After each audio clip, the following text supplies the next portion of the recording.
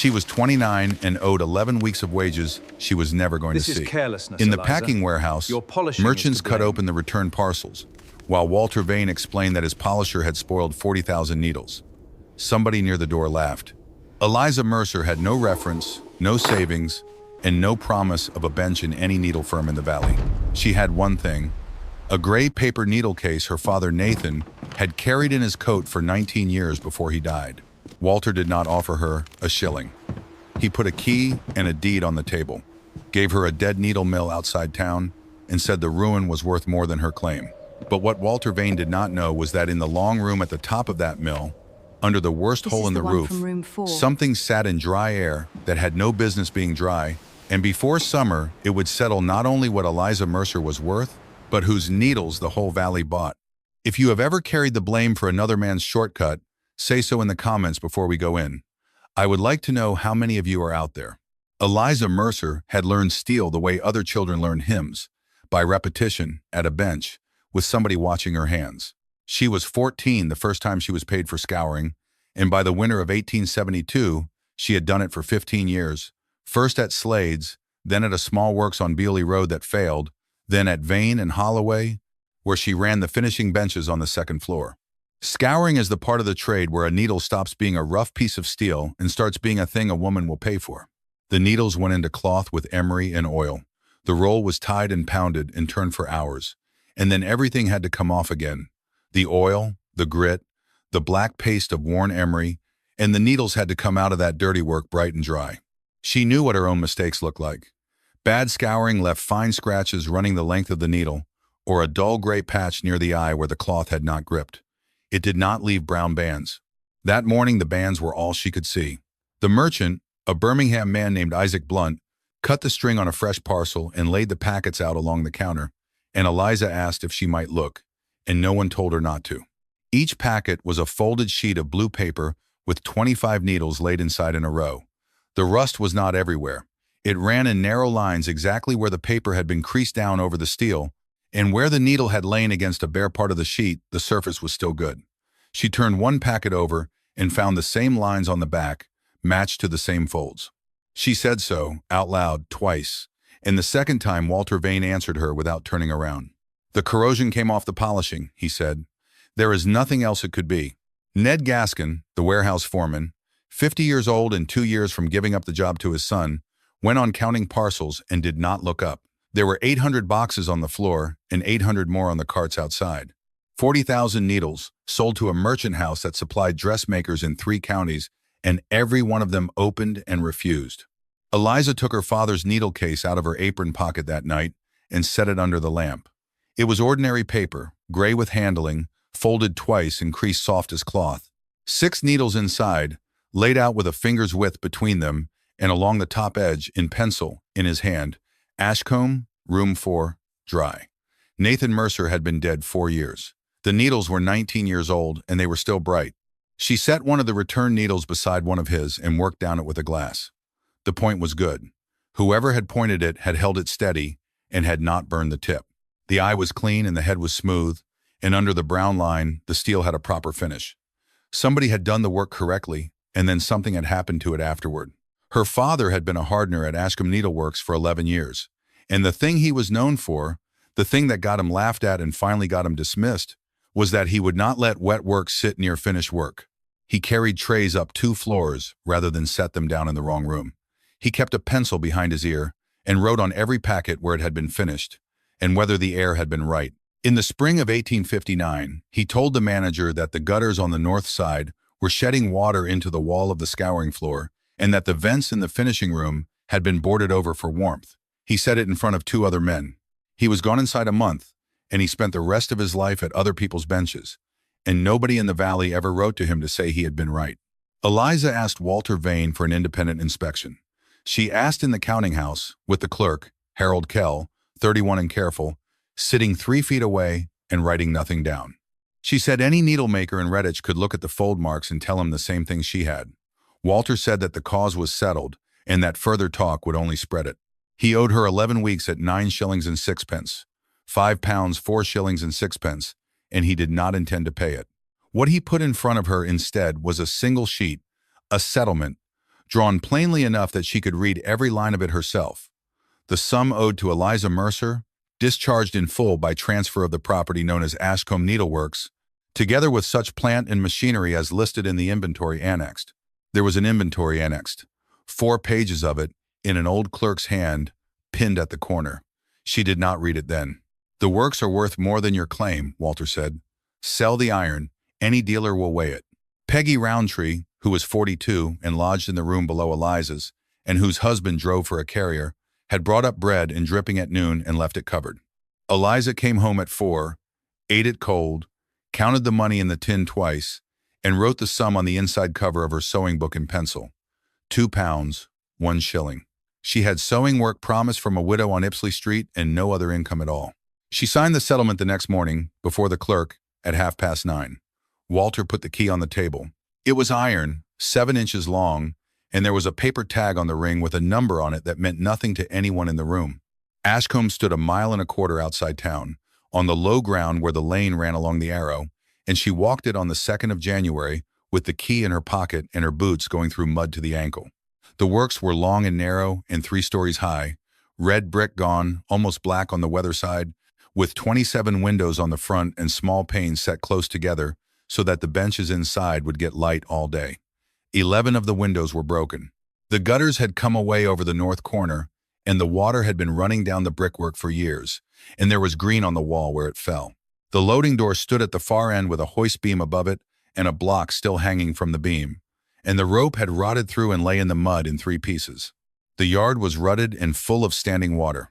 Behind the main building sat the low furnace house with its chimney, and behind that the wheelhouse, where the water came in off the leat and where the wheel had not turned since 1866. Cyrus Judd, 64, who had watched the gate for the last owner and now kept hens on a strip of ground up the lane, stopped by the wall to say she would want more than a key. She said she supposed she would. He told her the roof over the top floor had gone in the storm the year the bank failed and that nobody had been up there since. Then he went on with his bucket. Thomas Rook came out on the 4th for 2 shillings and 6pence and the loan of a lamp. He was 56, a millwright, and his left hand had been crushed between a coupling and a wall 8 years before. So he worked in short spells and rested, and then worked again. He went through the whole building in 4 hours with his good hand on the timbers. His report was short. The main line shaft was sound in 3 of its 5 sections. 2 bearings had seized. Every leather belt in the place had rotted, and would have to be replaced at about 1 8 a foot. The pointing benches were usable. 2 of the eyeing presses were missing punches. The hearth in the furnace house had a cracked back but would draw. The floor of the 2nd story had a soft beam over the stair and wanted shoring before anyone stood a machine on it. "Sell it," he said. "There is a dealer in Bromsgrove will weigh the iron and give you 17 or 18 pounds for the lot and take it away himself. That is more money than you will see out of this place in a year of trying." Eliza asked him what the punches would cost to have made. He said he did not know and that it did not matter, because the question she should be asking was what a dealer would pay.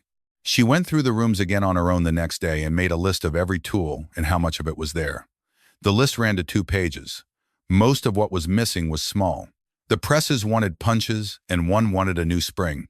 There were 400 weight of steel wire in the store, some of it stained and useless, some of it wrapped in oiled paper and still bright when she cut into a coil. Damp was in nearly all of it. The plaster on the scouring floor was black and soft and came away under her thumb. The wooden trays were swollen so that they no longer slid in their racks. There was paper in the packing store, whole reams of it, and the top sheets had gone to a gray felt that tore like wet leaves. Iron rusted everywhere she looked, on the trays, on the tool racks, on the heads of the nails in the benches. The rooms had numbers painted over the doors, and the paint was old, and on the top floor the number 4 was still legible.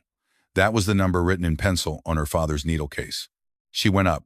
The stair landing was wet, and there was a puddle standing on it, and the top of the stairwell was open to the sky in one place where you could see the underside of broken tiles. Room 4 ran the length of the top floor with paired windows down both sides. She stood in the doorway, and the first thing that reached her was the smell, which was dust and old dry wood and nothing else. No mold. She put her palm flat on the plaster, and it was dry, and she put her hand on the boards of a bench, and it was dry. And outside that window she could see the section of roof that looked worse from the yard. That is the part I want you to sit with, because Eliza did not understand it either that afternoon, and it took her 3 months and one ruined batch to work it out. If you have a theory about why that one room was dry when the room below it was running with water, say it in the comments now before she starts pulling the place apart, because the answer is not clever. It is ordinary, and it was standing in the wall she had just put her hand on. They started work on the 9th. Thomas came 3 days a week. A boy turned up on the second morning and stood in the yard until she asked him what he wanted. Daniel Hobb, 17, had been in the pointing room at Vane and Holloway until they cut the room down in November, and he could read, and he would take 8 pence a day and his dinner. She said she could pay him for 4 days, and then she did not know. He came anyway. They worked in the rooms that would not fall on them. They shored the soft beam over the stair with 2 lengths of oak. Thomas got second hand for 11 shillings. They stripped every rotten belt out of the building and burned them in the yard. They freed one seized bearing with paraffin and heat over 2 days and left the other alone. They sorted the wire, good from stained, and the good came to 300 weight and a little over. They nailed boards and old tarpaulin across the worst of the roof openings on the stair side. Eliza cleaned one pointing bench down to the wood and set the tools on it in the order they were used. On the 11th, she cut 12 squares of the same paper and laid one in each room overnight, flat, out of any drip. In the morning, the square from the scouring floor was limp and dark at the edges. The one from the packing store had curled up like a shaving. The one from the sorting room had gone soft. The square from room 4 was flat and crisp, and she could snap it between 2 fingers. She lit a small fire in the furnace house that week to see whether the hearth drew, and it drew, and the smoke went up the chimney properly for the first time in 7 years. That evening, on the top floor, she put her hand on the thick wall that ran along the inside of room 4, and it was warm. Not hot. Warm, the way a bread oven is warm the morning after. She began to see other things. High up, near the ceiling on both long walls, there were openings a foot square, boarded over from the inside with plain deal. There were 8 of them. On the floor there were marks where racks had stood, and every one of the marks sat 2 feet clear of the outside wall. And when she got a lamp up close to the ceiling, she found it was not the roof at all. There was a whole timber ceiling under the rafters, boarded tight, with the roof space above it. Thomas took hold of the second section of the line shaft on the 16th and turned it by hand, a full revolution, and then another. He stood there a moment with his good hand still on it. "That is one," he said. The door of room 4 had been sealed. She found it when she was scraping the frame, and she got Daniel to help her lift the old boarding, and underneath were 4 battens nailed across the opening and plaster skimmed over the top of them to make it look like wall. The nails were not old like the rest of the building. Somebody had closed that room off deliberately and had done it near the end. By the end of January, she had a decision to make about money, and she made it in the plainest way available. She would make 600 needles. 600 is nothing. A good works in Redditch turned out 100,000 in a week. But 600 was what one repaired pointing station, one press, one hearth, and one pair of hands could carry from wire to packet. And if 600 came out right, then the path existed, and everything after that was a question of size. The wire came off her own coils. It had to be straightened first, and the way that is done is that you take a bundle of it, several thousand pieces, and heat it and roll it under a heavy plate until every piece lies true. Daniel did the rolling. Then the lengths were cut, 2 needles to a blank, so that both ends could be pointed at once. Pointing is grinding, and grinding makes heat, and heat is where the trade goes wrong fastest. Daniel had watched pointers for 2 years and had never done it himself, and he leaned in. The first 40 blanks came off with a faint blue at the tips, and blue means the steel has been cooked. And Eliza set them aside in a tray and told him what the color meant, and he did it twice more before his hand learned to ease off. She lost about 90 blanks that morning and did not shout about it because she had put him on a wheel he had never used. The heads were stamped, and then the eyes punched through, and every eye came up with a burr on the underside because the punch was old and the die under it had a worn shoulder. Burrs cut thread. Every needle had to be filed and smoothed by hand afterward, and the filing took her the better part of 2 days. Then the hearth. Hardening is the step her father had done for 11 years, and she had watched him do it as a girl and had never done it for pay. The needles go into the fire in a tray, come up to a heat you judge by color, and go into the oil, and after that they are hard and brittle as glass. Then they are tempered, warmed again on an iron plate until the color runs, and that second heat is what gives a needle its spring. Her hearth heated unevenly. The tray was hotter at the back than at the front. Of the first 200 she hardened, 31 snapped clean when she flexed them on the bench, which meant the heat had been too high or the oil too cold. Another 60 or so bent and stayed bent, which meant the temper had gone too far and the steel was soft. She stopped, cut the batch down, moved the tray to the middle of the hearth, and worked in lots of 50 instead of 200, and turned the tray halfway through, and counted the time out loud so it was the same every lot. Straightening after hardening is done on a small anvil with a light hammer, needle by needle, and there is no way to hurry it. Then scouring, in cloth with emery and oil, which she could do better than anyone in the valley. Then the washing, and the drying in warm bran, and the final polish, and then she carried the trays up to room 4 and laid them out under the north windows and looked at every needle through a glass. Out of the wire she started with, she had 611 needles she would put her name to. The rest went in a tin for scrap. They were good. She knew it before she got them upstairs.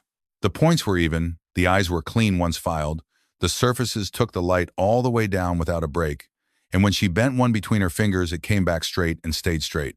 There was paper in a cupboard on the sorting floor, blue wrapping paper, 4 reams of it, still tied, that had been shut in there since the works closed. It looked clean. She folded the packets herself, 25 needles to a sheet, and tied them in tens and put them in a box. Alice Trantor, 46, who kept a dressmaking business on Evesham Street with 2 girls working under her, took the whole 600 and paid 3 shillings for them and said she would say where she got them if they wore well. Eliza walked home with the coins in her hand and stopped at the corner to count them, which was a foolish thing to do with 3 shillings. 9 days later, Alice sent word to come. The rust was faint.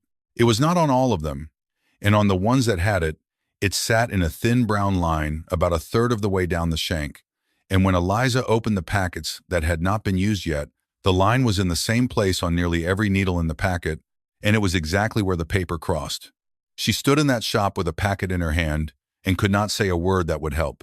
The story was in the public house at Beoley by the weekend, and it did not travel by itself.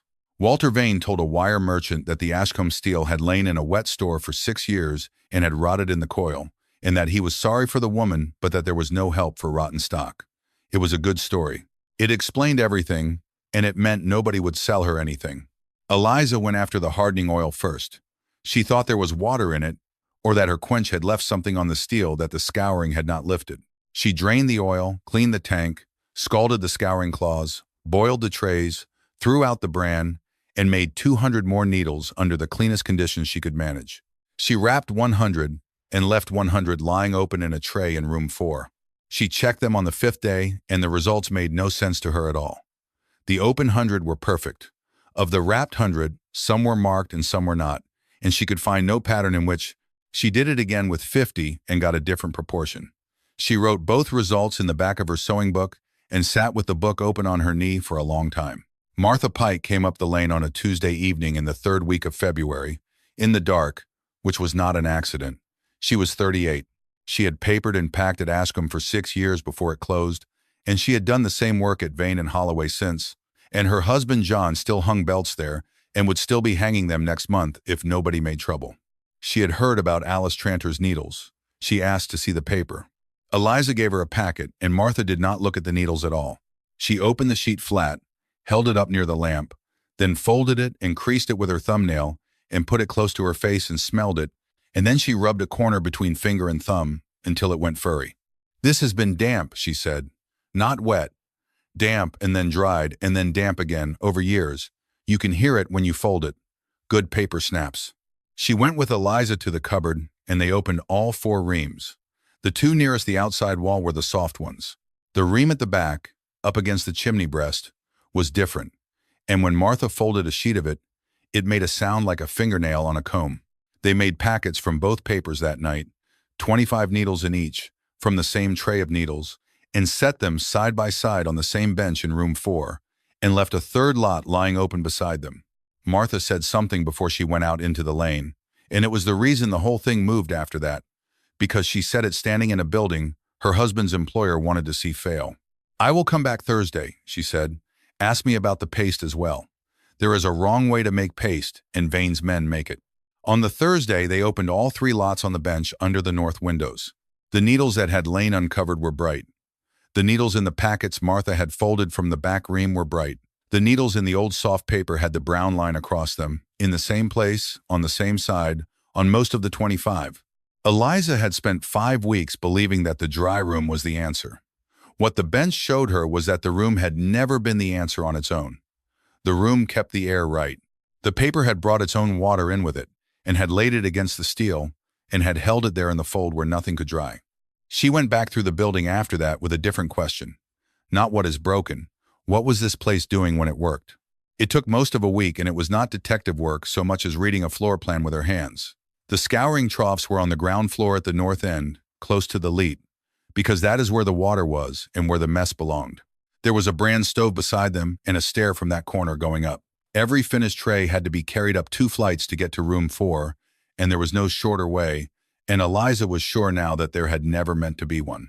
The whole wet trade lived at the bottom of the building, and the whole dry trade lived at the top. Room 4 sat directly over the furnace house wall. The chimney from the hardening hearth ran up inside that thick inner wall and gave the room a low, steady warmth all day without a fire in it. The 8 boarded openings had been vents, 4 on each side, set high, so that air came across the room above the level of the benches and went out the other side. The rack marks stood 2 feet off the outside walls, because an outside wall in January is cold, and cold walls sweat, and a packet left against one takes the damp out of the brick. The paper cupboard was built against the chimney breast, the warmest and driest place on the floor. And the roof, which from the yard looked like the worst thing about the building, was 2 roofs. Under the tiles lay a boarded timber ceiling laid on a sound underlayer, pitched, and the water that came through the broken tiles ran down that boarding and out at the eaves and never touched the room at all. It had been doing that for 6 years, while the room under the good roof at the other end grew mold. Her father's pencil marks meant the same thing all along, and there had been nothing hidden in them. Room 4, dry. He had been writing down where a batch had been finished, and in what air, because he had come up in a works where a man was expected to know that a needle can be perfect at the polishing bench and ruined 9 days later in a packet. The room had been sealed in the last year Ashcombe ran. Cyrus Judd remembered why, more or less. The manager then was a man called Edmund Peach, and he had moved the packing down to the 2nd floor, next to the scouring stair, to save the carry, and had boarded the vents and shut room 4 to save coal. The works closed 14 months after that with a reputation for goods that arrived spotted.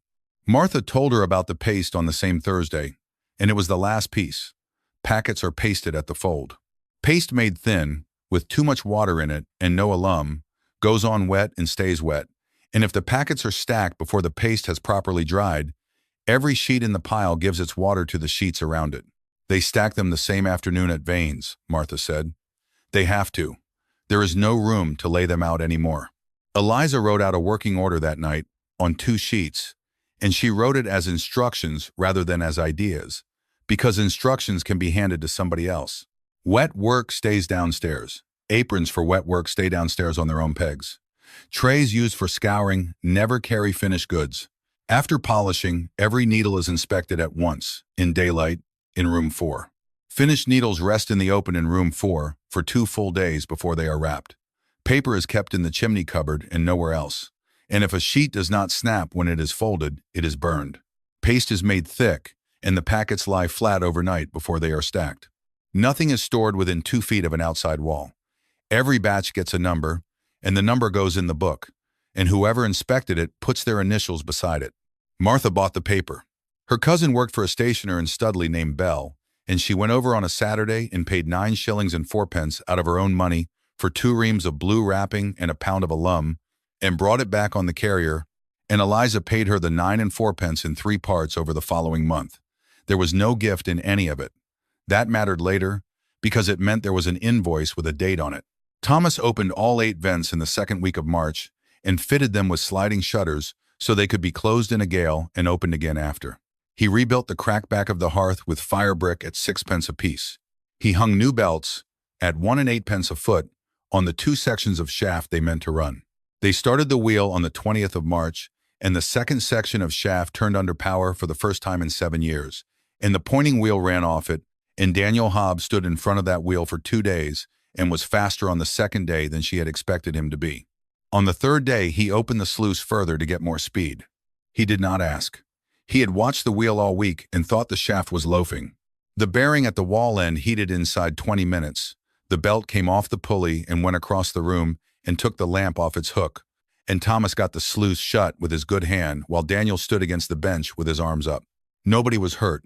The bearing was scored and had to be taken out, and a new brass had to be got from Redditch and fitted, and it cost her 19 shillings in 3 days. 300 pointed blanks went into the scrap tin because they had been ground at a speed she had never checked. Daniel expected to be sent off. What Eliza said, after she had been out in the yard by herself for 10 minutes, was that she had never told him what the limit was, and that a limit nobody has been told is not a limit. They painted a white mark on the sluice gate at the height it was to be run and a second mark where it was not to go past. Thomas showed them both how to lay the back of a hand against a bearing housing and what warm meant and what too warm meant. And after that, somebody touched every bearing on the running shaft twice an hour, and the person who did it wrote a stroke in the book. The second batch was 2,000 needles. It took them from the end of March to the middle of April.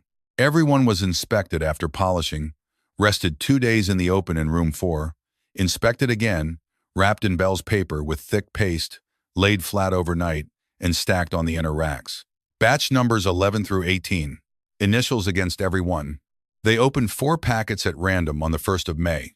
2,000 needles, and not a mark on any of them. Josiah Tenney had sold wire in Redditch for 20 years and had never asked Eliza for money in advance. On the 6th of May, he told her that his terms had changed, that Ashcombe would be cash before delivery, and that he was sorry. She asked him straight out who had spoken to him. He looked at the ledger and said that a man in his position had a good many customers and only one of her. Cash before delivery meant £4.10 a hundredweight, paid on the day, out of a tin that held 6 pounds and some. 9 days later, 2 men came into the yard with chalk and a list. The one doing the talking was Amos Kettle, 40, a foreman at Vane and Holloway, and his list said that 4 items of plant at Ashcombe were the property of his employer, on loan, and were to be recovered. He was marking the second ironing press when Eliza came down the stair. She did not argue with him in the yard. She went and got the settlement she had signed in January and the inventory that was pinned to it, 4 pages in an old clerk's hand, and she brought Martha and Thomas, and they went through the building item by item with a lamp. It took them until dark. Thomas read the maker's marks off the frames. Martha read the descriptions aloud from the inventory. Eliza wrote down what matched and what did not. 3 of the 4 items on Kettle's list were on the annexed inventory, described by maker and by the year, and one was not. The one that was not was an old heading press in the corner of the 2nd floor that had not been used since before the works closed. They let him take it. He wheeled it out on a hand truck, and it took 2 of them in most of an hour, and Eliza stood at the loading door and watched. And what she was thinking about was the line shaft and the polishing benches, which stayed. By the end of May, the story going round the merchants was that Ashcombe was buying rejected wire, seconds, the stuff that comes off the rolls with a flaw in it. There was no way to answer that with a needle in her hand. She could show a needle to one man in a shop, and he could believe her or not, and the next morning somebody would say the thing about the wire again in a different room. Dr. Samuel Avery came out to Ashcombe on the 3rd of June. He was 44, and he bought for an infirmary in Birmingham that took surgical and common needles by the gross, and he had agreed to come because Alice Tranter had sent him one of the good packets, and he had liked it. He was not there to help her. He said so before he took his coat off. He worked through 6 packets on the bench in room 4 for the better part of 2 hours. He drew a length of silk through every eye of one packet, one after another, feeling for the drag that says the eye has a rough shoulder. He rolled needles on a flat plate to see which of them wobbled. He set them point down on a scale of his own and pressed until they sprang, and counted how many took a set and stayed bent. He held them to the window and turned them. Batches 11, 12, and 14 he had no quarrel with. In batch 15, the silk dragged on 9 eyes out of 25, and in batch 16 it dragged on 11, and when he laid those out and Eliza got a glass on them, she could see it herself, a lip on one side of every eye, all on the same side. The second press had been worn on one shoulder of the punch, and had been getting worse over about 4 weeks, and her second inspection had passed them because her second inspection looked for rust and straightness and not for a lip you can only find with thread. Avery closed his case. "I will not order needles that are good in 4 packets out of 6, he said. "Send me a trial lot that is the same all the way through, and satisfy me that it will still be sound after it has sat in a store through a wet month, and I will buy." He named what he would take if she managed it. 12 gross, at 3 shillings and 4 the gross, paid on delivery, and a further order if the first was right. The punch cost her £1 2 shillings to have made in Redditch, and 4 days to fit and set. After that, 1 needle in every 20 came off the line and went through the silk before the batch could move to the packing bench. And Daniel kept that tally, and the tally went in the book under the batch number. Walter Vane wrote to Avery at the end of June and offered a comparison. Sealed packets from both works, kept together in the same damp room for the same time, opened in front of witnesses. He proposed it as a public service to the trade, and he set the date for the 8th of August, and he suggested it be held at Ashcombe, since Ashcombe was the works whose goods were in question. The storm came through on the 24th of July, 2 weeks before the date. It took 9 tiles off the south slope and opened the stair roof wider, and by morning there was water running down the stairwell and standing on the second-floor landing, and it was going toward the shaft room. Thomas got a sheet of tarpaulin over the stair, opening from the inside, and they moved the belts. Room 4 was dry. The rain that came through the broken tiles above it ran down the boarded ceiling and out at the eaves, the way it had been doing since before she was born.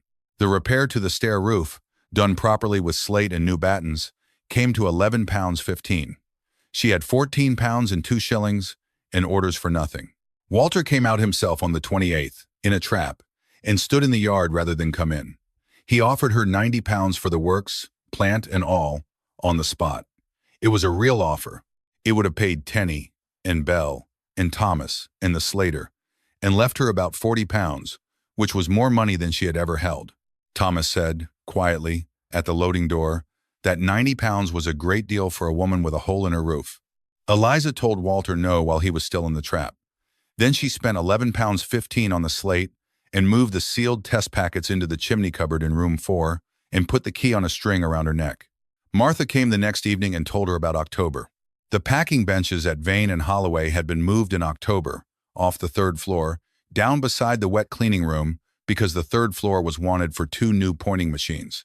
Walter had given the order himself, and Martha had carried her own bench down.